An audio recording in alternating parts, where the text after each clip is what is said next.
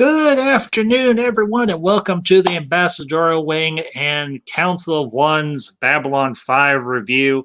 I am your host, as always, the Ambassador, and with me today I've got my two fellow council members. We're shy a couple, unfortunately. Two of them had to work, but I've got with me today Mountains of Elysium and Classic Comics.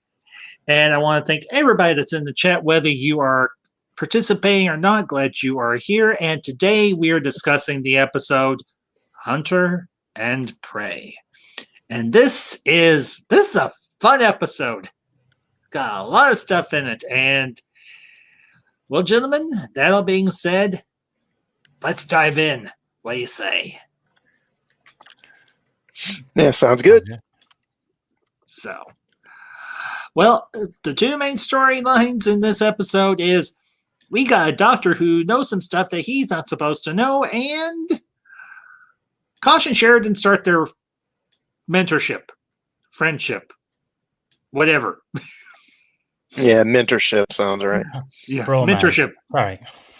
They're bromance. Yeah, yes, they're bromance. I like that. A bromance between Captain Sheridan and... Yay, I said Sheridan, not Sinclair. Looking at you, Elysium.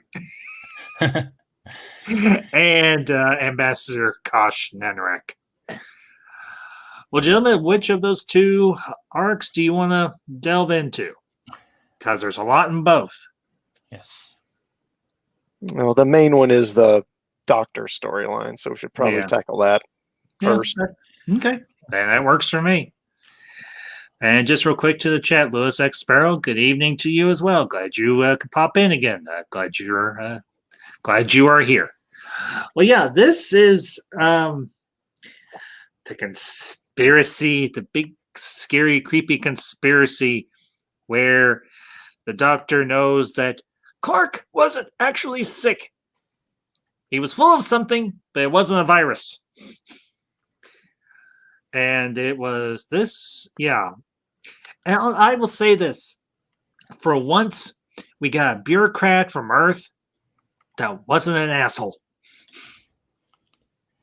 At least not a raging one. And very efficient. Kind of it shows he was quite dangerous. He had the ability to, when Max asked him for the bribe, he said 10,000, I can do that. And I was thinking, I'm sure if he'd asked for 100,000, he probably could have gone, we can do that. I think he had the power. He was the sort of guy that had that kind of power with him. Right. And I forget that guy's name, but he's played by Bernie Casey, who was on Deep Space Nine. He was in that 2-part episode, The Maquis, where he played one of the Maquis leaders. And of course, he's done a lot of other stuff. Yeah, he was actually in some of the black exploitation stuff back in the 70s. Yes, he was. What's his name? He was in Spies Like Us. Was he in that? He was the campant. He was the instructor where Phil Barge Dan Aykroyd and Chevy Chase's characters go to, and he does all the training for him. And he pretty much wipes out a whole group of ninjas on his own. I forgot that. Well, and if you remember Max was actually on Night Court. He played the bailiff, Bull. Oh, yeah. Richard Mull. Richard Mull, yeah. Not to be confused with Martin Mull. I wonder if they're actually related. That'd be interesting to look up later. But yeah, this I have to admit, this is one of the more fun episodes. It's got a lot of offbeat humor. Anything, if that makes any sense to you fellas. Yes.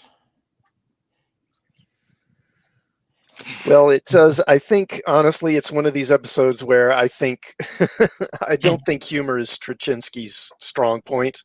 I think for me, most of his humor it falls flat more often than not.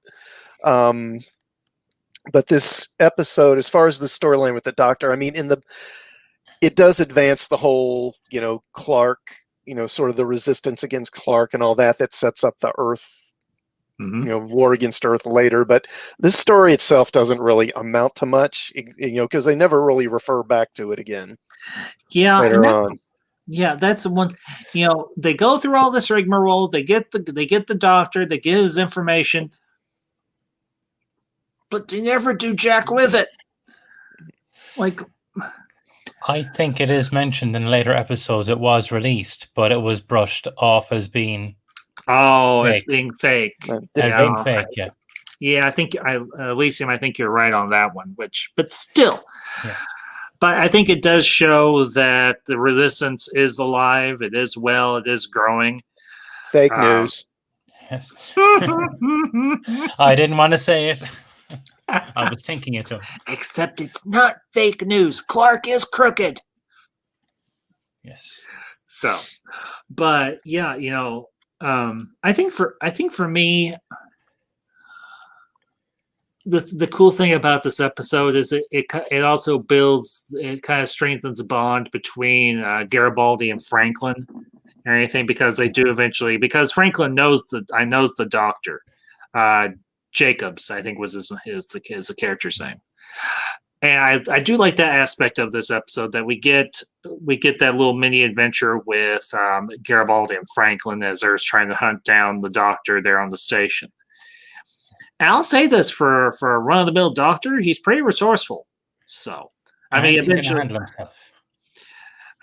he does get cornered by, well, a rock and a hard place, but he does pretty good.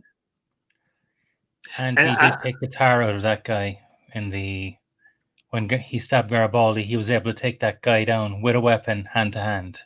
So Franklin is no slouch. No, he isn't. No, Franklin can handle himself, and then that's a good thing to know. But I do want to comment on one thing, and we can get back into the main storyline. I like the opening scene and everything of the episode where Sheridan. My fault. I stopped myself.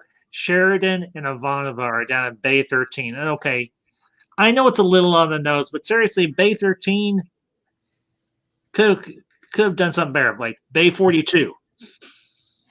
Sorry, my attempt at bad humor. But it is the answer to everything. Huh? All the answers do lie in Bay 42, I believe. But I do like that little exchange there between Ivanova and Sheridan when they're staying in front of Kosh's ship. And she's like, if you look closely, you can see the pattern change. And then he's like, I think I'm just going to touch it. And then this big scary Voron laser pops out of the thing. And like, you're not supposed to touch the ship. It'll blow your freaking head off.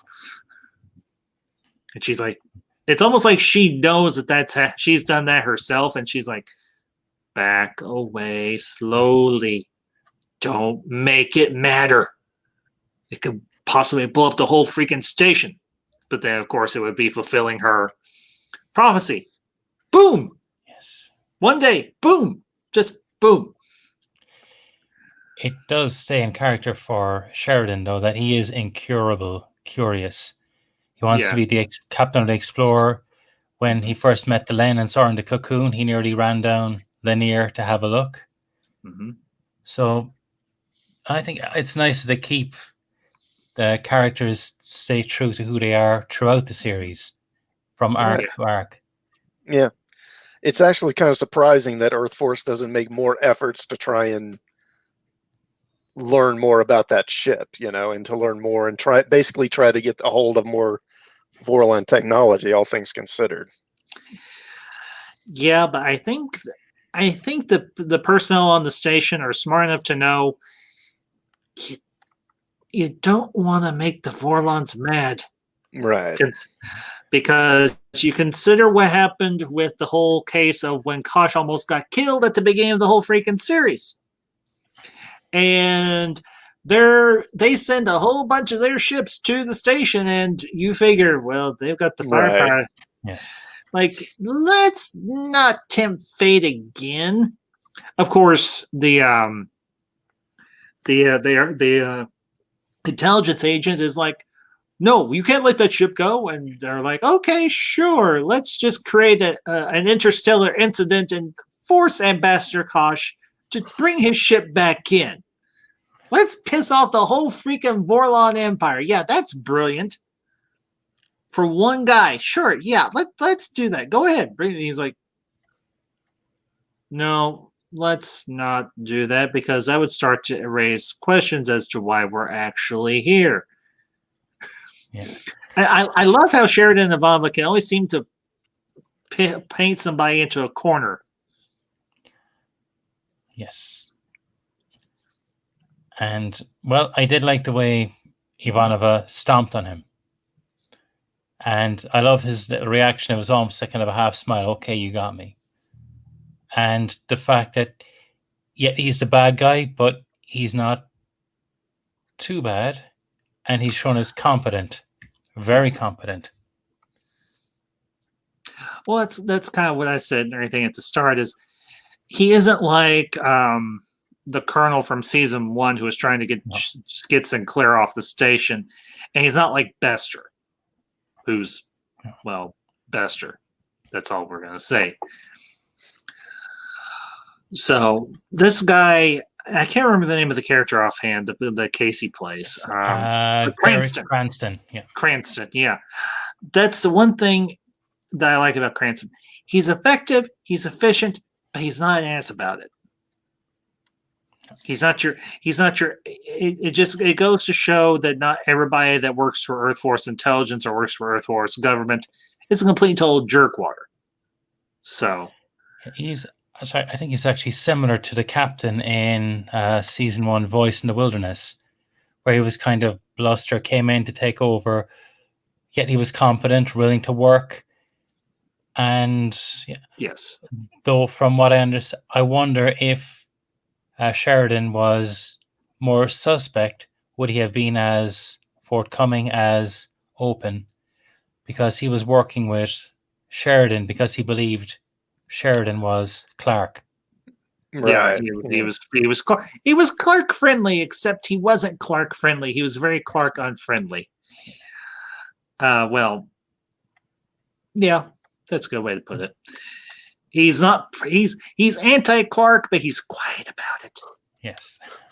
Which is always the best way to go. You don't want your enemy to know that you're coming for him until you have all your ducks in a row. And then you myrtleize them, to use an old comic book or Looney Tunes phrase, which ties in perfectly because Babylon 5 is owned by Warner Brothers, and Warner Brothers owns Looney Tunes. And of course, there's a big freaking poster of Daffy Duck and Garibaldi's quarters. Sorry, the Egyptian god of frustration. Yes, the Egyptian god of frustration.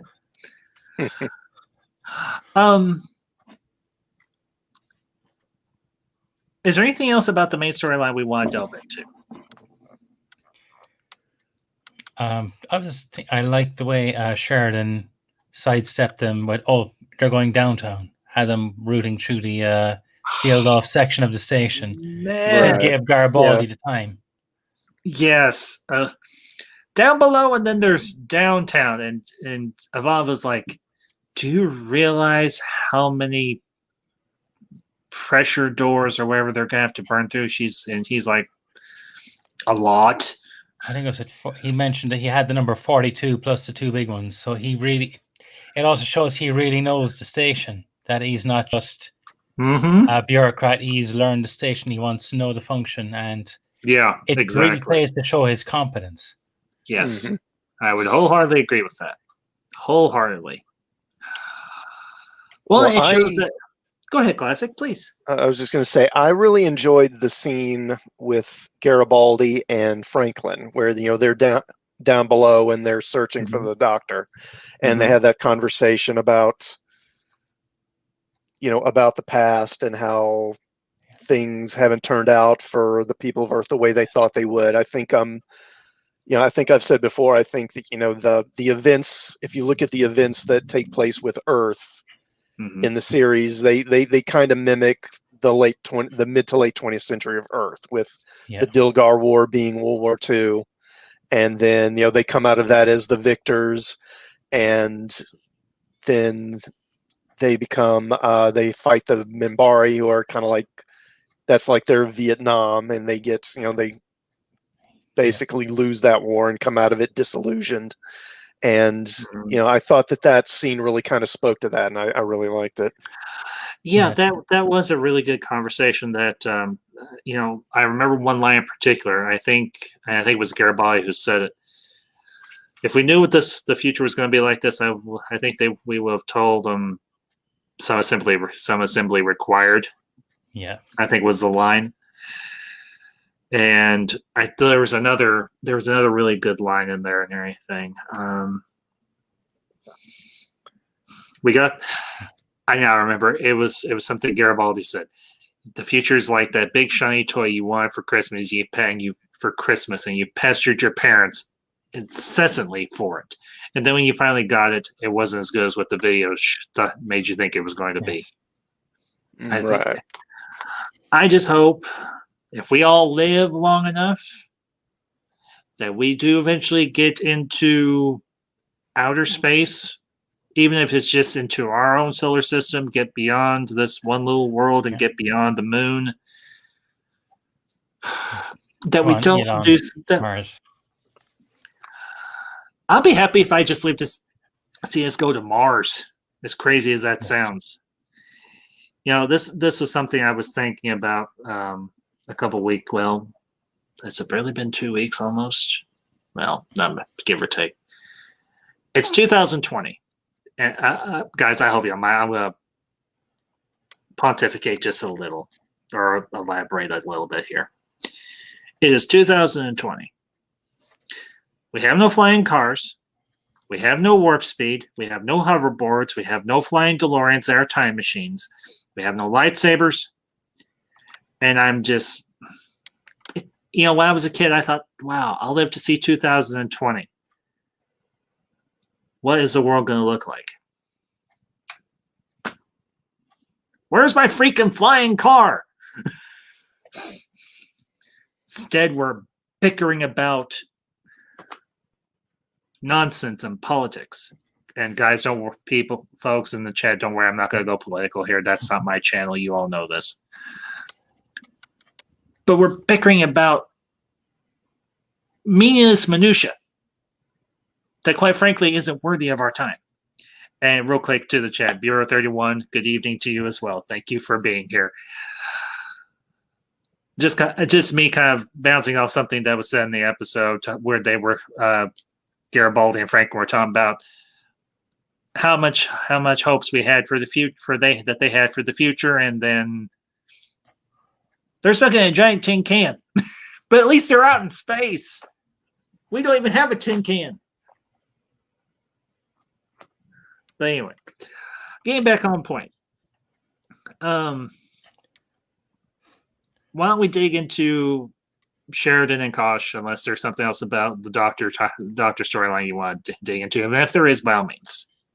I was just thinking about how Garibaldi went hard on the vendor.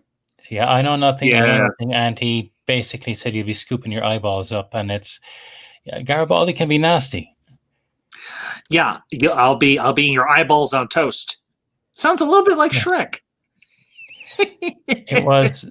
I actually liked that vendor when the Dr. Jacobs went to see him, and no, you want that card too much. You're either running from what is it? You're either running from somebody really bad or you're into something really bad. Either way, I want nothing to do with you. And I said nothing. That was a really, really nice touch. I agree. Yeah, that was a good little part in the episode. So, I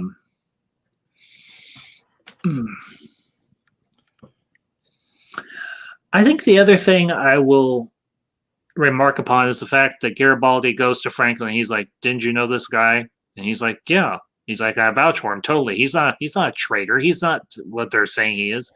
He's like, "Well, yeah, the last time you vouched for somebody, we ended up with a bunch of people dead and half the station torn up." And he's talking about when that other guy came on with the Ikaran artifacts.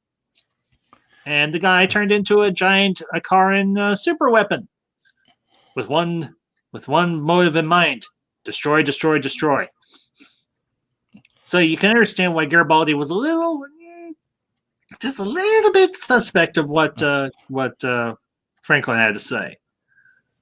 So I thought that was a nice little callback and everything to a season one episode. So It is nice that in Babylon 5 things have effect on another, and something happening in season 1 is mentioned again, and it has consequences. Even throwaway lines that somebody said, like last week when Shakar paid for saying, "I want to hurt the Minbari," that hurt him. Yeah. And we have the same thing happening. It's a nice style that's different from other shows that are episodic. Well, I think that's in large part because Straczynski wrote this whole series pretty much himself. Yeah. Yes. Wholeheartedly agree. Yeah. I mean, you see Straczynski's talent as a writer. Granted, he's not great with humor, but he's not horrible at it. I mean, I think we all can agree there are such a thing as bad comics and bad comedic writers. And they don't last very long.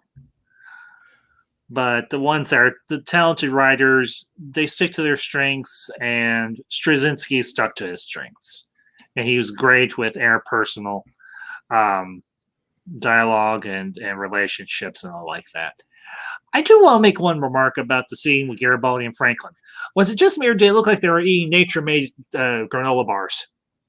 Yeah, it was some kind of breakfast bar. Yeah.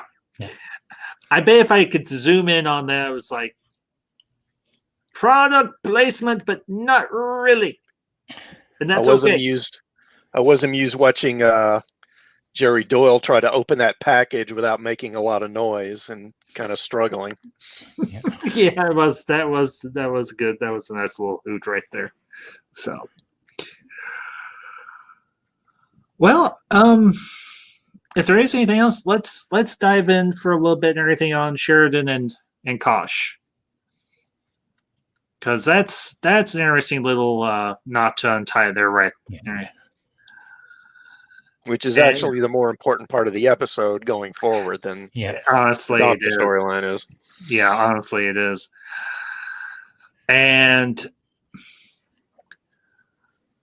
for me, at least, anytime you get Kosh on screen, it's a good day.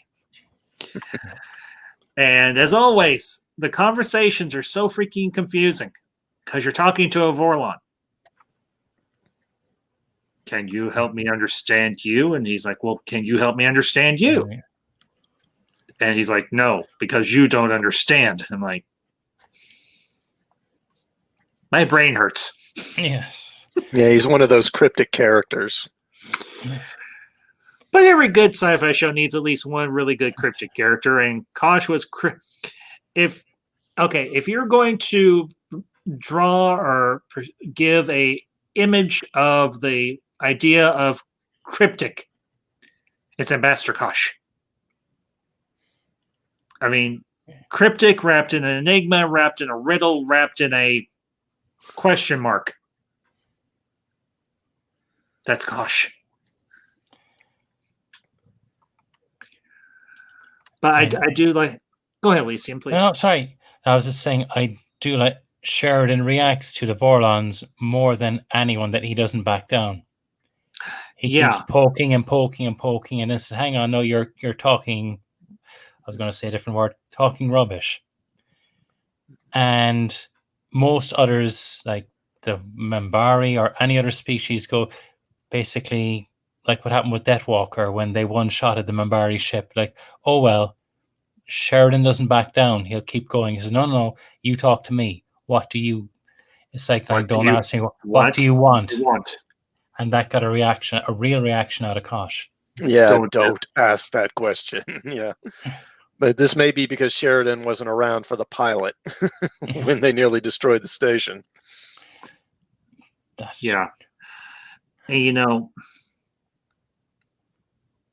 and the reaction from Kosh was, we've never gotten a real emotional response from anything Kosh has ever said. Even when he said, "You are not ready for immortality," it's just stone cold flat. But when Sheridan kept saying, and he said it more than once, I was amazed. Honestly, for me, I was amazed rewatching this yesterday that Kosh didn't react sooner when Sheridan asked him, "What do you want? What do you want? What do you want?" And it took like 2 or 3 times for him to say it. And then Kosh finally reacted. It was almost like Kosh didn't hear him or something. I don't get it. It was almost like Kosh was tuning him out. But that last time when Sheridan was really forceful, he's one of the few people that can actually get a emotional response out of Kosh. Delenn can't do it, and well, she's about the only other person on the station that has any type of contact or anything with Kosh, or at least when they're conscious. Because the only other person that has that, and this will be, I think, later on down the road, is when Jakar sees that vision of his father hanging on the tree there and everything. I guess it's on the Narm homeworld. And you see later on and everything, it's Kosh or anything that's talking to Shakar through a vision, or whatever you want to call it. But it's almost like the Vorlons have evolved, or seemingly evolved, beyond emotional response or being affected by emotion. And yet in that moment, Kosh is. Yeah, I don't think they're immune to emotion or absent from it, but Mm-hmm. clearly I think there is a lot that has to, it's not easy to kind of get a response from them. Yeah, I would agree. Except with Yulkesh and then season, I think it's season 3 or at the beginning of season 4, when he finds out that there's that piece of Kosh and everything inside of Sheridan. And he's pissed. Yeah, intolerable. Yeah, intolerable. Well, and Lorian says that. Go ahead, Lysium. I was saying they seem to be the Mambari ramped up to 11, that they are superior, and they said they know it, rather than treating others as, okay, you're not socially as developed, helping them along like they were supposed to. The Vorlons are superior, which is why I think Ulkesh takes that to 20. Don't you dare talk to me, little people. Kosh has that feeling, but he's willing to work. But I wonder how much of that is down to the foreknowledge from Sinclair telling them you'll need Sheridan to fight shadows. Mm-hmm. And that's why they help him develop. Yeah, I agree. I think you're right. Well, I know we're jumping ahead a little bit here, but Leela Alexander says something to Yulkesh and anything, and she's like, "I think Kosh actually cared about us, whereas you just use everyone." Right. And she's not wrong there. And we can revisit this and everything when we get to that episode. But and it just might be my personal perspective on it. You all might disagree, and that's fine. I see the alliance against the Shadows and eventually against the Vorlons. I see it as not just Arab, all the younger races' victory, but in some way it's giving meaning to Kosh's death. And it's kind of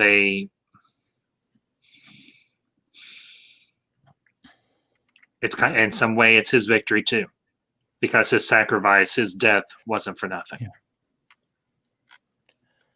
But I will say the fact that he was willing to work with them and helping Sheridan and the others get the doctor off the station, at least for a little bit and everything. Although he did, he had one condition, but I think for Vorlon it was a relatively reasonable one, considering that their level of secrecy. the doctor can't be conscious. And they're able to put him into a medical coma, and then they're able to bring him out. And then the doctor says, I remember the ship was singing to me.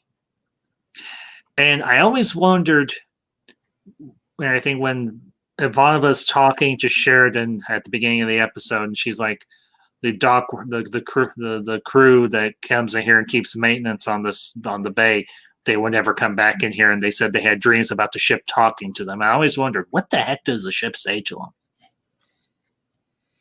them? Probably things that wouldn't make a lot of sense to a human. Yeah, that's a very distinct possibility. And I will say this, considering as old as this show is, for me at least, the effects on Kosh's ship, they still hold up. But that's just me. Yeah. I don't know if y'all agree or disagree or whatever. So I think they look pretty good.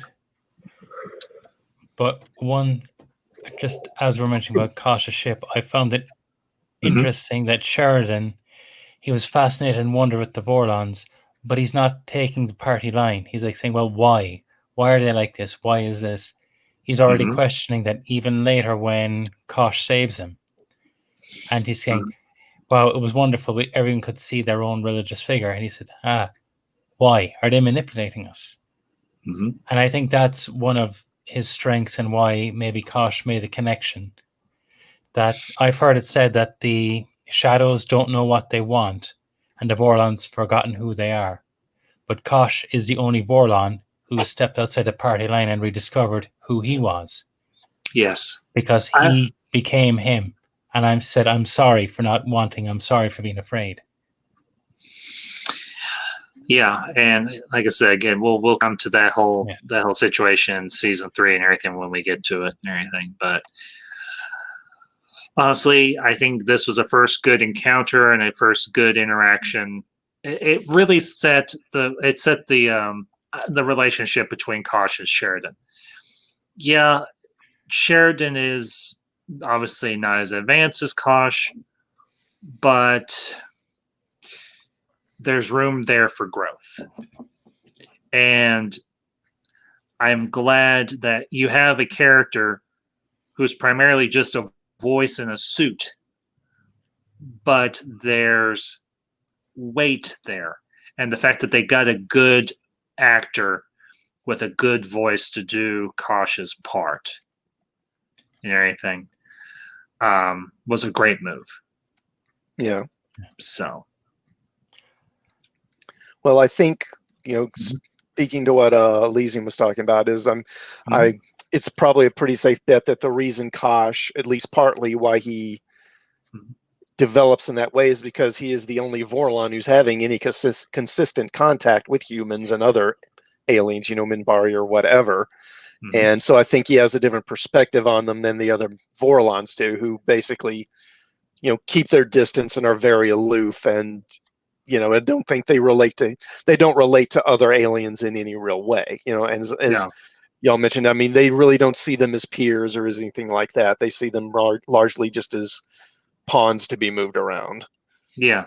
And, early on, when we first get a lot of the information about the Shadow War and about how, basically the Vorlons have fought them before, since the Shadows are ostensibly the main bad guys of the show, you sort of infer from that the Vorlons are good guys.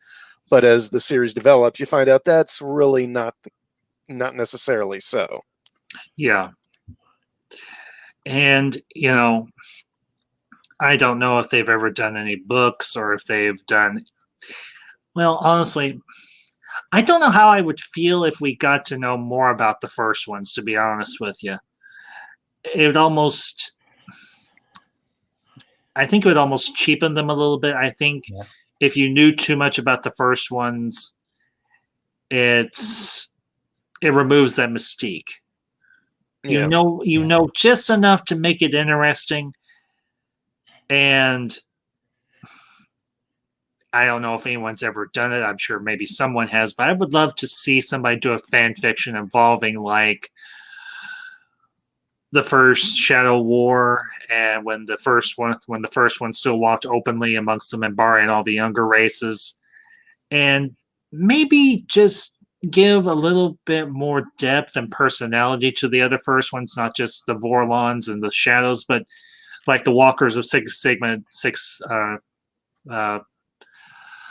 Sigma 957, and the other ones that we see throughout, that we see briefly in season 3 and season 4. I mean, I think that would be something really cool. And well, Elysium Classic, you might know more about the actual names of the other races better than I do. I imagine Fiona definitely would, but unfortunately, she's not here. The one time you need her and she's not here.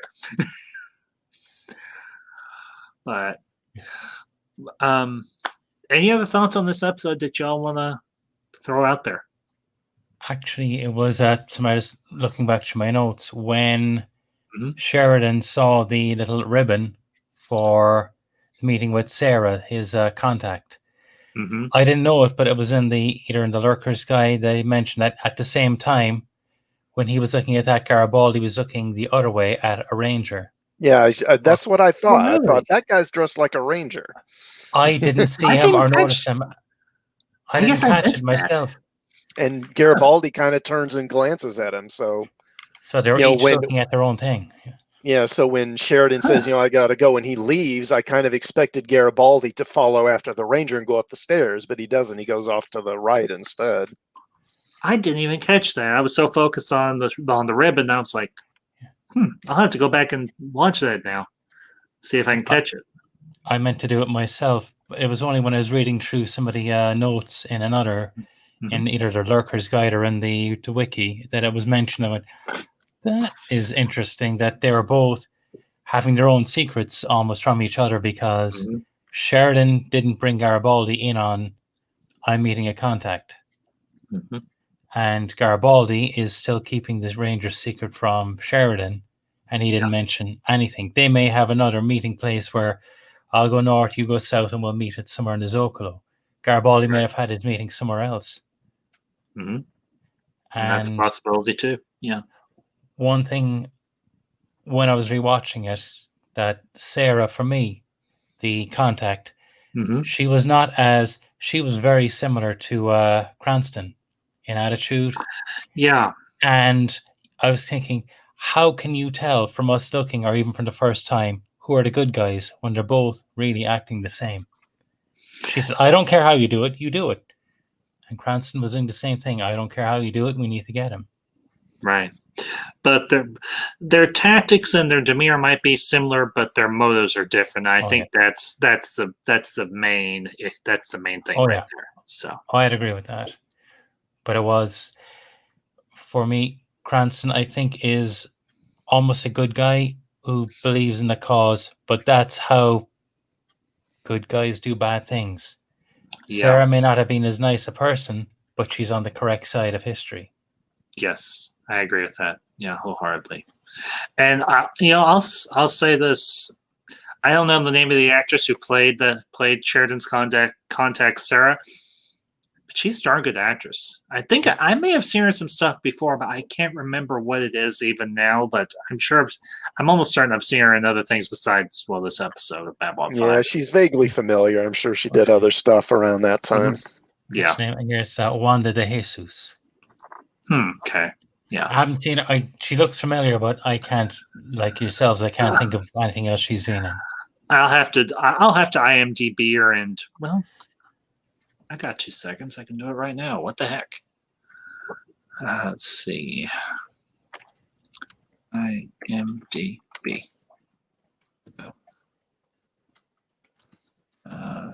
we go. And he said the actress's name was Wanda de Jesus. Yes. Yeah, I've got her here. Oh, do you? Okay. Yeah. Let's see. Yeah, that's her. There's her Babylon 5 credit. Looks like she did a lot of TV stuff. Actually, she was in RoboCop 2. Oh, okay. Small role there. Yeah. But yeah, lots of TV episodes. Okay. Santa Barbara. I remember that Another World. I remember that show too. She's in Sequest. She did an episode of that. I remember. Jeez, I'm old. I remember that show too with Roy Scheider. Oh, and the dolphin. Oh yeah, the dolphin. Lucas and the dolphin. Oh, I used to Here love it that. is. Here it is. She was in CSI Miami, so that's probably where you remember her Yeah, from. I remember I seeing think her. that's where I remember her. Yeah, because I did watch a little bit of CSI Miami. Yeah, All My Children, Sons of Anarchy. She did several episodes of that. never And watched. yeah, mostly TV stuff. Okay, well, hey, she's a good TV actress, so hey, you stick with what you're good at, and she's good at it, so who cares? So, all right. Well, guys and gals, I think we're going to go ahead and wrap up here and everything because we've covered this episode. I think we've given it its just due and everything, and a little bit extra. So, Elysium Classic, any final thoughts before we close? No, I don't think I have anything else. Okay. No, I think we've pretty much covered it. Okay. Classic, have you got anything coming up on your channel that you want to shoot out? Well, I just posted my review of the Mandalorian, the last week's Mandalorian episode a couple of days ago. So yeah, I did watch that, and it was actually really good and everything. Your review was. I've actually got to do mine. I'm going to do mine later and then upload it. So little plug there for me. Yeah, I've got to do that as well. Everything, and then I've got so. Maybe you got anything else coming up in the near future? I mean, besides Mandalorian for later this week. Well, actually, I'm probably going to be pretty sparse with posting things the next couple of weeks because my the classes I'm taking are wrapping up next week. So I've got 3 exams over the next week or so. So I'm going to be pretty busy with that. I'm going to try and get a review of the latest issue of Batman up probably Friday, but other than that, I'm not sure. Excellent. Okay. Outstanding. So, all right, good. So, Alicia, what about you? Anything coming up on your end of things? No, I am working through some stuff on Narnia, and I put up a video on the Chronicles of Narnia during the week. Yeah, I know you. I haven't had a chance to watch it, but I will check it out. And I think I'll do the same for yours, Elise. Classic. As Classic, were you gonna say something? No, I had to hit my mute because I sneezed. Oh, okay, gotcha. Well, folks, as for me, as I just mentioned, probably tomorrow I'll be uploading my review of Mandalorian season 2, chapter 10, and also later this week I'll be uploading. I'm putting the finishing touches. I meant to do it. I was going to do it today, but I had a massive update for my laptop. Didn't get a chance to, but I'm putting the finishing touches on my Mr. Freeze video, and that'll be premiering later this week and everything, probably towards the end of the week. So keep your eyes out for that. Coming up next week, I'm actually going to be doing a couple of watch parties. I think I'm going to do one Wednesday night, and I might actually do one Wednesday night and Thursday night because that's the 2 nights I'm off and I'm free. But I'm doing one for Dungeons and Dragons. Yes, the really bad one from 1999. I know it's bad, but I'm kind of just trying to do stuff this month and everything that's fantasy and swords and sandals related and all that fun stuff. So next Wednesday night it's going to be Dungeons and Dragons, and I think next Thursday night is actually I'm going to be doing a watch party for 300, the Zack Snyder. I consider it a masterpiece. So obviously keep your eyes out for that. And if you want to be a part of either one of those watch parties, get a hold of me on Twitter, get a hold of me on Instagram, and obviously let me know. So, but I want to thank my 2 fellow council members, Mountains of Elysium and Classic Comics, for being here. Silent Scotty, you show up at the end of my stream. Silent Scotty, good to see you, man. Thank you for being here. Oh boy, let's rip up D&D. Lewis Experiment was like, I like the cartoon. I remember the cartoon as well. So, and Jeremy Irons, what are you thinking? Oh no, Cylon, it's fine, bud. No worries. So. Have you seen I don't suppose you've seen it, but there's a commercial that was produced. I think it's down in Brazil for it's an automobile commercial for, I think, Honda or Toyota or something like that. But they use the Dungeons and Dragons cartoon characters, but it's live action. It's real actors doing it. And I mean, these people they got are like the spitting image of the cartoon characters. I mean, it was like perfect casting. If you're a fan of that show, you should look that up. It's on YouTube. I definitely will. And thanks for the leak, for the suggestion, Classic. Appreciate it as always. And Silence Guy, it's okay. I'm usually watching or listening to stuff while I'm at work too, so no worries. So, but thank you for popping in. I appreciate it. And obviously, you can catch the replay of this or anything once we wrap up. But again, folks, for everybody that's in the chat, whether you were participating in the chat or you were lurking, glad you were here all the same. And thank you for being here. Hope y'all enjoyed it. I know we do. Hopefully, Fiona and Zod Rider will be able to join us within the next couple of weeks. I know they're trying to work things out with their employment schedules and everything. So hopefully we'll have the council back up at full strength and everything. But that all being said, folks, you all have a great evening. And Cylon, thank you. I appreciate it very much.